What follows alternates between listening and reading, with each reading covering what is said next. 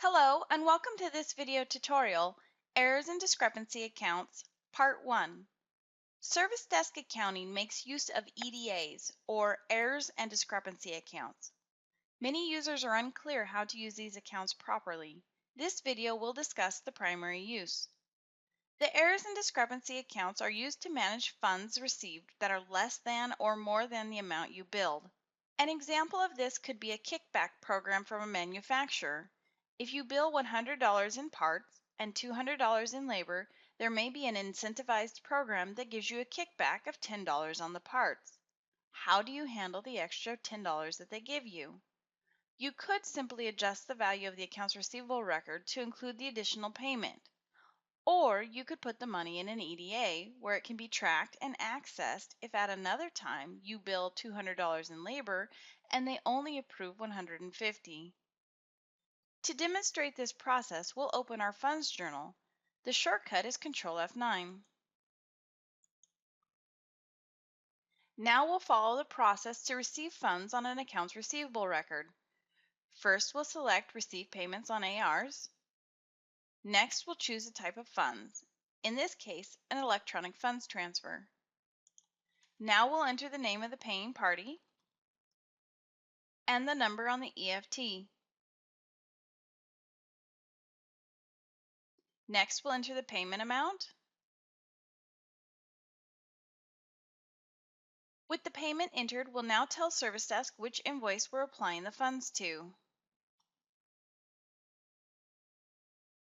When Service Desk opens the accounts receivable record to confirm the value, we can see that the payment is higher than the balance due on the invoice. We'll go ahead and accept the AR record as is and apply the payment to the full balance. Since this payment was only for a single invoice, we'll escape to conclude the application process and save our work. When we do this, Service Desk prompts us that we have a balance left. We'll choose Yes to put that extra money in an EDA.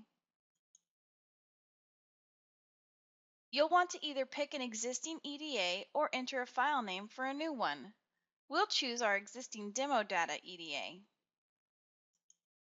Now we'll confirm that we want to add the extra money to our EDA. Some users have hundreds of EDAs as they create one every time there's a slight discrepancy on a payment received from an individual. EDAs are better suited, however, for accounts where you receive multiple payments or do a large amount of work. It is better to use the EDAs as intended and correct the individual payment from John Smith instead of creating an EDA. Additionally, you should typically only have a single EDA for each paying entity. In other words, one for Whirlpool, one for the property management company you contract with, etc. Money that is moved into and out of an EDA is accounted for in your sales reports and in the export to QuickBooks. This concludes this video. Thank you for watching Errors and Discrepancy Accounts, Part 1.